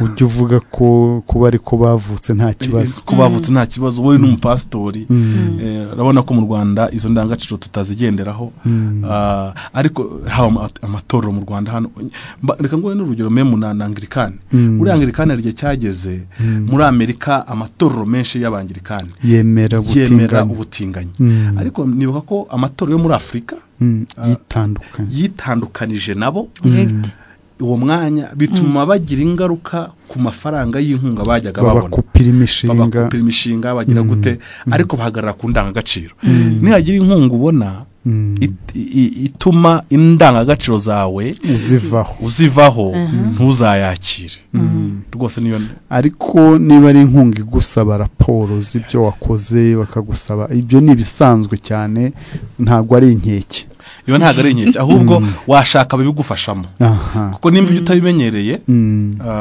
nka organization yose iba ifite umuyobozi ifite abashinzwe amafaranga ifite monitoring and evaluation hari abantu bazi uwo murimo ubashinge bawukore neza wowe nimba utabishoboye bazabigushoborera hari n'umuntu wiyizera ku bunyangamugayo ubwe akumva ntako atabikoze ariko ibi ngibi byo kuvuga ngo wenda arashyiraho umutekinisiye ubizi abishyire ku murongo igenzura niriza abyereke amapiyese yose akumva si ngombwa akumva yizeye ubunyangamugayo bwe cyane ntabwo bihagije bikeneye ko biba byubakitse amaraporo agakorwa raporo z'imari zigakorwa icyo amafaranga yasohokeye koko kikahaba kikaboneka ngira ngo hari ibintu twagiye tuvuga ibintu bitandukanye birimo byo kuvuga ngo umushinga ukoresha inkunga ikoresha icyo wayisabiye binyibutsa akantu. Hari igihe umuntu abona inkunga imugeza imbere akibagirwa ko ishobora kuvamo ubufatanye bw'igihe kirekire, hanyuma we akihutira atitaye ko kwita ku byo yabisabiye n'iki, akihutira gukemura ibibazo we mu mutwe bimujemo ako kanya, hanyuma bikica na bwa bufatanye. Ngira ngo hari ingero twagiye tuvugaho, ariko aha ku rwego rw'umuntu ku giti cye noneho bitaraba abaterankunga baba basinye n'amasezerano n'iki. Hari umusore nibutse yari afite umuturanyi we usigaye aba mu gihugu cya kure, yabaga mu Buyapani, bakajya baganira, aramubwira ati hano imodoka nzibonera amafaranga, ni nko kubibonera ubuntu, ati reka dukorane njye nzikoherereza, hanyuma nibirangira ujye ucuruza, tuvugane inyungu ivuye mu ko tubigenza. Ati nta kintu uzashoramo, wowe icyo ngusaba ni ukuhambera nkakohereza imodoka, amafaranga yo kuyizana no kuyideduana no kuyivana, ibyangombwa byose yose nzajya nyohereza. Arabikora. Hanyuma umusore imodoka ya mbere ikihagera isohoka mu mazina ye nyine, kuko ari we wagombaga kuzicuruza. Arayireba kiri kuntuza, abona kugira ngo ayivuge ngo arayigurishije, abona ngira ngo hari ayo mahirwe atazongera kuhaba. Ahita akata telefone, ahindura email yajyaga avuganaho na wa muntu, imodoka yigenda mu burundu. Hanyuma n'uwo mubano w'igihe kirekire washobora kuva mu business ndende urangira aho ngaho. Nibi by'inkunga tuvuga, hari igihe umuntu akora ikosa rimwe rikaba rigisha ibintu byinshi bigize. Ngira ngo ni ikintu abantu bakwiye kumva bakagitekerezaho, bakumva ko kwigomwa iby'aka kanya bishobora kuvamo umubano muremure, ubufatanyabikorwa burimo ibindi bintu byinshi n'andi mafaranga menshi, ari byo bifite umumaro kurusha ikosa cyangwa icyaha wakora cy'akanya kamwe kigahita gikata umurongo, ndetse kikaba cyanadindiza abandi benshi, nka bya bindi twigeze kumva by'umuntu basubije inkunga ari bufasha abantu barenga 100. Abantu nk'abo ngabo sinzi niba hari inama wabagira. Urumva inama, ikintu cyambere inama nabagira, dabonda banzagira inama uri utera inkunga. Buriya ari cyita due diligence mu gutanga inkunga. Bivuga ngo nukukora ubushakashatsi kuri wa muntu ugiye guha inkunga bwa mbere. Uyu muntu ni bwoko ki? Nshatse kuvuga ni muntu ki? Nshatse kuvuga ni muntu ki? Afite imyitwarire ki? Uyu muntu ese ko umuganiriye hari undi muntu wabashije ku ruhande ngo banze wumva uyu muntu uwo ari we, ukagenda ukabanza mu by'ukuri ukamenya ubunyangamugayo bwe. Iki kizere nenda kumugirira kingana gutya cyo kumuha imodokari akaziyandikisha mu mazina ye, afite ikizere kingana giti. Ese uyu bega ibyo byose ukabirebaho. Rero aho iyo ubirebyeho ukabikorera ubushakashatsi, burya biguha risk nkeya, kuko hari icyo bita risk management. Ni uvuga ngo nimba ngiye gutanga inkunga ngomba no kureba risk zirimo. Buriya abaterankunga bose barabikora. Iyo mbere yo batanga inkunga babanza gukora ibintu bigendanye no kureba nimba tugiye guha inkunga ari umuntu ushobora mu by'ukuri kumanaginga ya nkunga tumuhaye no kwikoresha icyo tuyimuhereye. No ku bantu ku giti cyabo rero ni bibaho. Si upfa gutanga amafaranga gusa, ahubwo uravuga ngo uyu muntu ugiye guha amafaranga ni inyangamugayo. Umuntu ugiye guha amafaranga niko avuze ko ashaka gucuruza, azacuruza. Ese yigeze acuruza ahubwo ko agiye gucuruza ubwa mbere? Ndamuhera kuri 1,100,000, mutangiririze 1,100,000 nubwo arizo natekerezaga, cyangwa mubanze muhe 1,000,000 1,000,000 cyangwa 100,000 tubanze turebe uko abyitwara. Kuko ni ngombwa ko agendera kuri ya principle ngo ubashije gukiranuka muri biki abashe no gukiranuka muri byinshi. Yego. uriya muntu iyo atabanza kohereza imodokari yenda kohereza ama pièce de rechange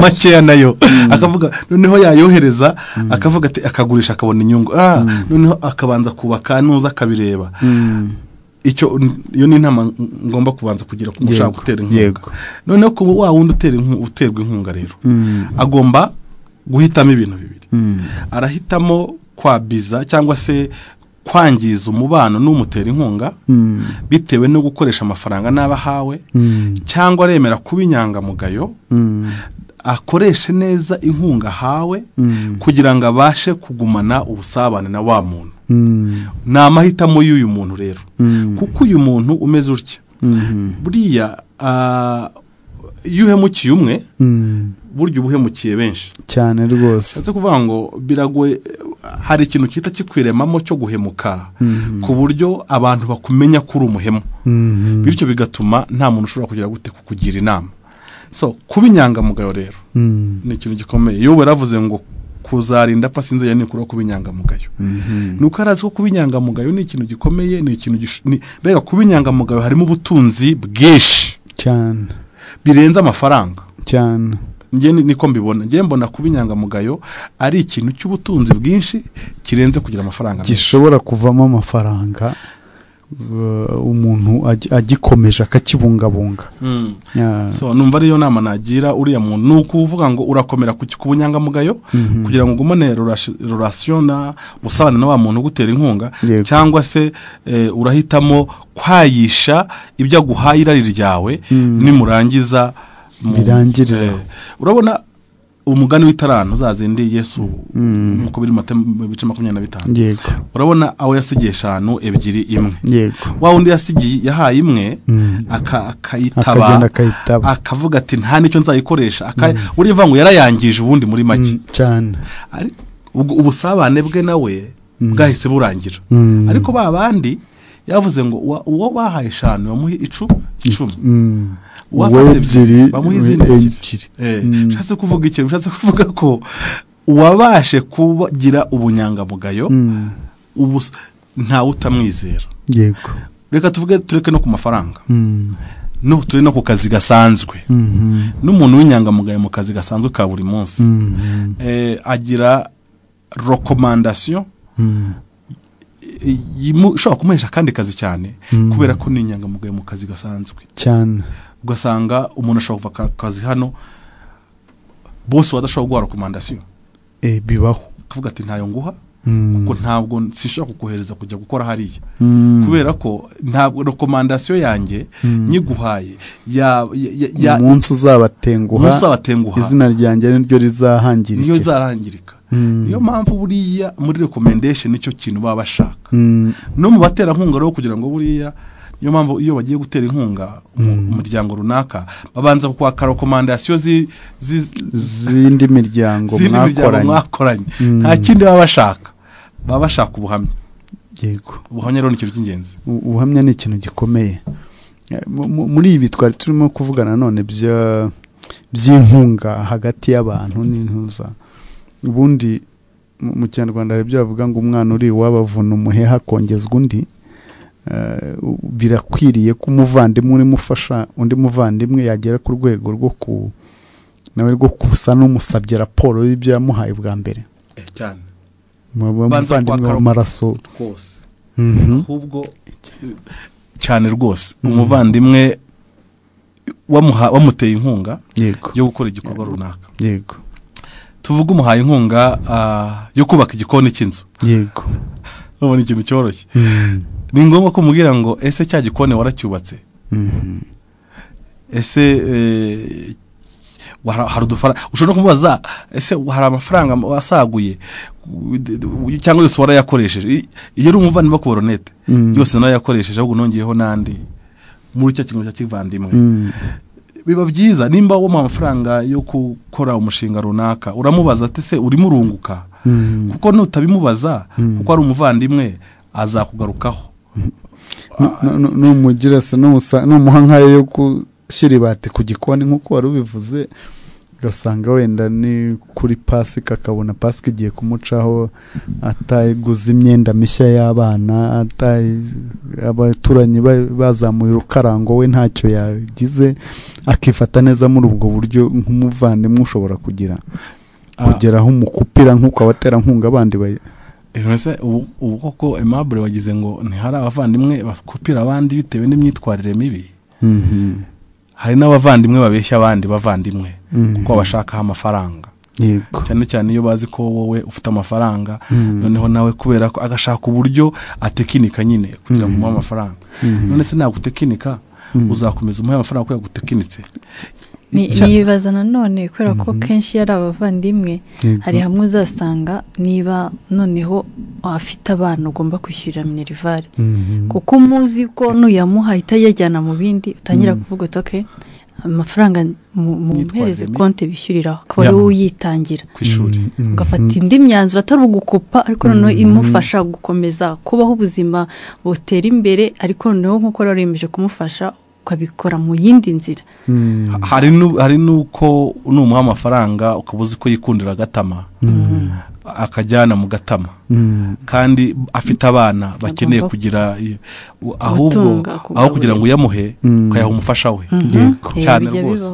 Ukavuga ati nko muri kino cya covid, ukavuga uti aho kugira ngo njyaho umugabo uzi neza ko aza kuyangiza, ninyaho umudamu aragurira abana ibyo kurya, arakemura ikibazo cyo mu rugo. Ni ngombwa stili nyine, ni ngombwa ko umubaza ya nkunga wamuhaye, ntabwo waterera ukavuga ati ukwiye kumubaza, kuko nawe biramufasha, akavuga ati wa muntu azabimbaza.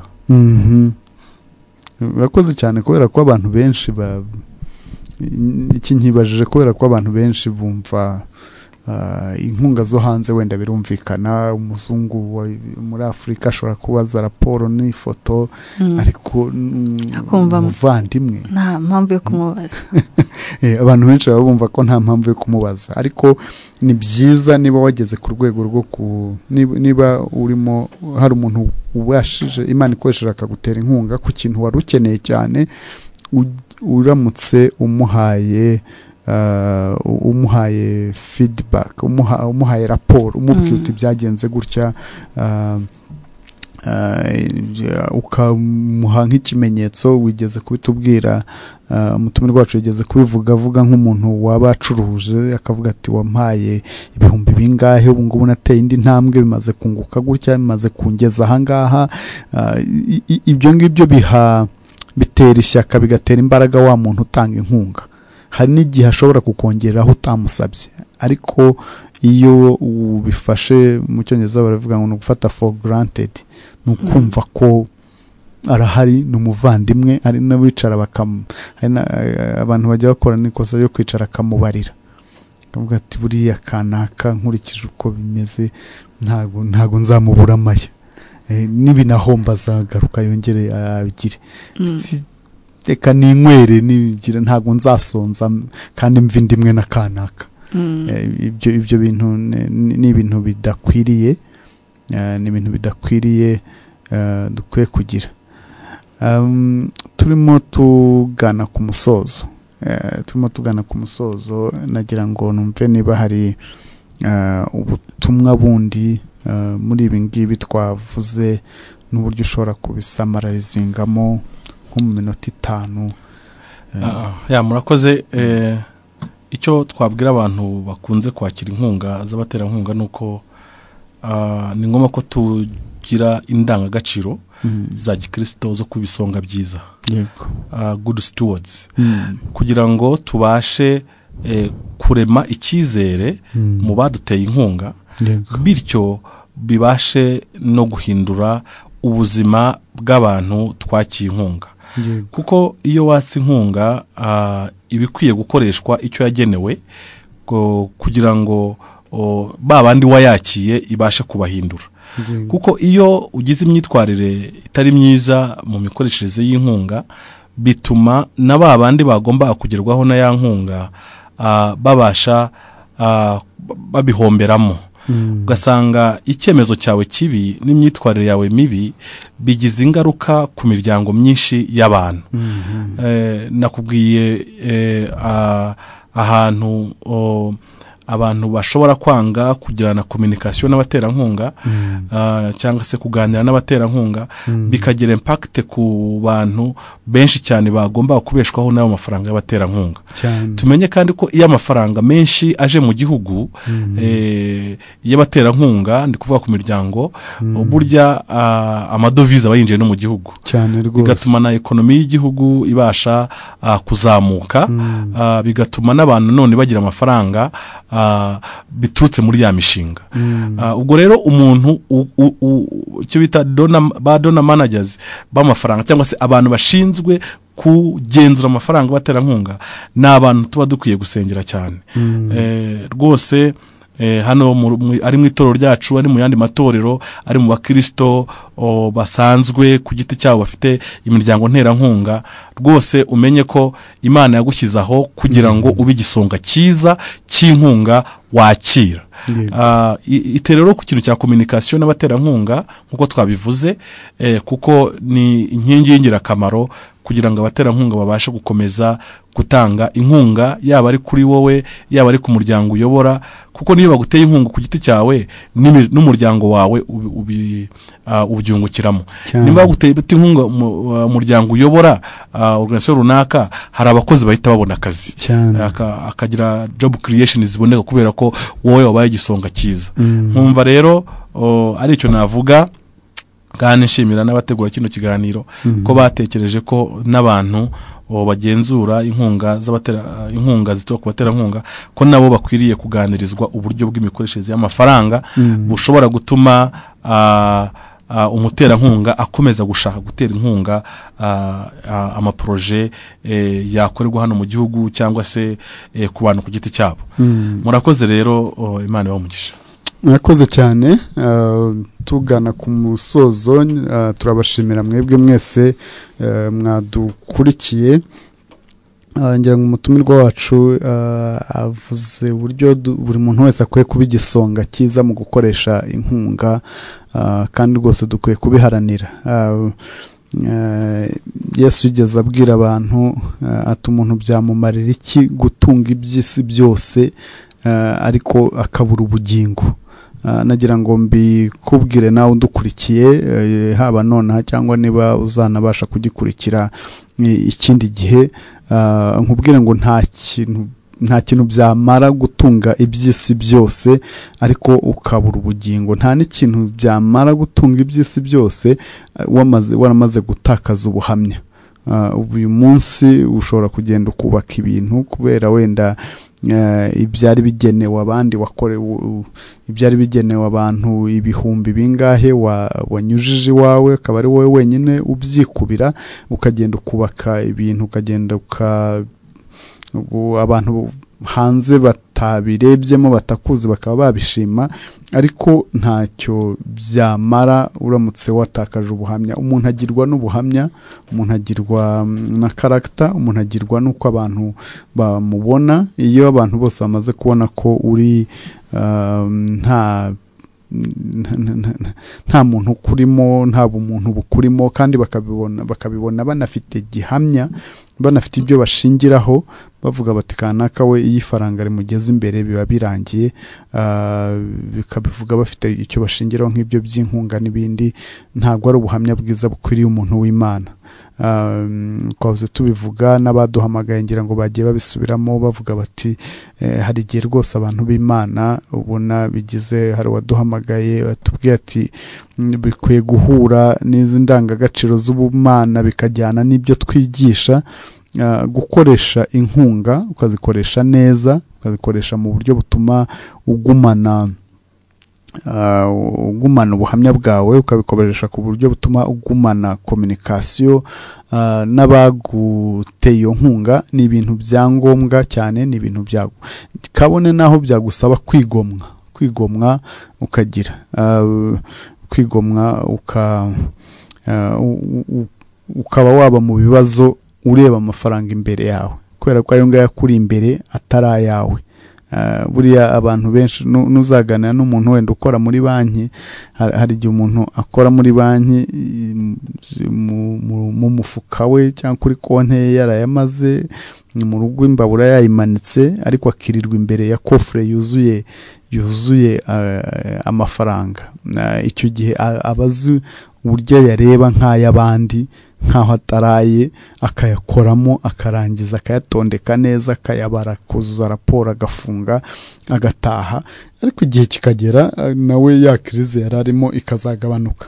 Nawe rero udukurikiye, nawe ujya ukoresha inkunga z'abantu batandukanye, zaba izabo hanze cyangwa ab'indani mu gihugu, nawe urasabwa kubaha ibyo wemeranyije nabo ngabo baguhaye inkunga. Icyo baguhereye mu mafaranga ukacyubaha, ukacyubahiriza. Kandi nanone hari n'ibyo twabonye, hari ibyo twagiye tuganira bigaragara nk'amakosa asanzwe ariko nayo adakwiriye, agira ingaruka zikomeye, ngira ngo twabivuzeho. Hari n'ibindi biba ari ibyaha, n'ibyo bitari ibyaha by'amakosa, nko gukererwa, nko kunanirwa kuvugana nabo bikarinda aho bigera aho bafunga. Ibyo bintu ntabwo bikwiriye, kubera ko hari abo bizabuza akazi, hari abo bizabuza amasoko, hari abo bizabuza ubuzima bari kuvana muri iyo nkunga, kubera akakosa gato gusa, ubunebwe bwabayeho. Ibyo ngibyo dukwiye kubyirinda. Muri inzira y'iterambere, igihe tutarabasha kwigira, nubwo aricyo duharanira, nko tutarabasha kwigira burundu, tukaba tugikeneranye n'abantu, ni ngombwa yuko twubahiriza ibyo tubakeneyemo, iyo atari ibituruha. Ngira ngo twigeze no kuvuga ko hari igihe bazanamo kondisiyo zindi zishobora kuroha umuntu, igihe bazanye inkunga isaba ko wemera ubutinganyi, igihe bazanye inkunga isaba ko usinya ibyo gukuramo inda, igihe bazanye inkunga isaba, hari ibintu bitandukanye bijya biza binaturutse muri iyo miryango cyangwa muri ibyo bihugu bikize, muri ibyo bihugu bikomeye, bakaza bafite ibintu bitarimo indangagaciro na nkeya, ariko bashaka kudutegeka kubera amafaranga yabo dukeneye. Aho ngaho ushobora kuvuga oya, ukabyanga, ukagira. Ariko niba ari ibindi bitabangamira imyemerere n'imyizere n'imitekerereze yawe, ukwiye gukora igisabwa cyose kugira ngo bigende neza. Murakoze cyane, turabashimiye. Dushimira nabo twabanye muri studio, Joseline wari ku buhanga bw'ibyuma, ndetse na Pastor Jean Paul Seneza wari umutumirwa wacu. Reka musabe n'ubundi mu gusoza asoze asenga Imana. Mana, turagushimiye ko uri Imana nziza, tugushimiye ko wagiye udushyira mu myanya yo kugira ngo tubashe kuhesha umugisha abantu benshi. Turasenzeraho kugira ngo dushoboze kubisonga byiza, kandi dushoboze Mwami kubasha kugira imbaraga zo kunesha ibigeragezo bituruka ku mafaranga. Amafaranga ntatuyobore, ahubwo amafaranga tubera umukozi ubasha kutugeza ku ntego zacu mu buryo bufatika. Ufasha umusore wese, umugabo, umudamu, umuntu wese wumvise, umukobwa wumvise kino kiganiro kigendanye n'uburyo gukoresha amafaranga neza abaterankunga, yaba ari mu bakozi basanzwe bakorera imiryango nterankunga cyangwa se bakorera amatorero. Turasenze kugira ngo bafashe Mwami, kandi ubafashe kuba inyangamugayo, kuko tuzi neza ko tuzahagara imbere y'intebe y'Imana. Buri muntu wese abazwe ibyo yakoze akiri muri uyu mubiri, yaba ari bibi cyangwa ibyiza. Dufashe rero tugirire neza, ukomeze guha umugisha abatanga kino kiganiro, kandi ukomeze kucyagura icyo kibi cyawe mu izina rya Yesu. Amen.